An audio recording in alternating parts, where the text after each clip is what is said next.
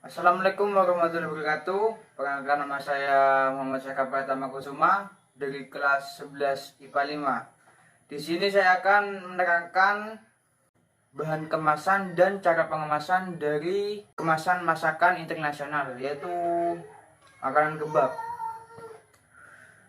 Kemasan produk ini secara umum adalah pembungkusan yang memiliki fungsi untuk mencegah ataupun meminimalisir terjadinya kerusakan pada produk yang dikemas.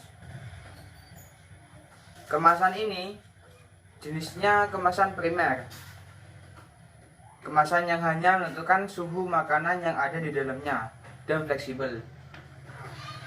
Bahan kertas ini bahannya ivory yang berisi tulisan-tulisan dan nama kedai.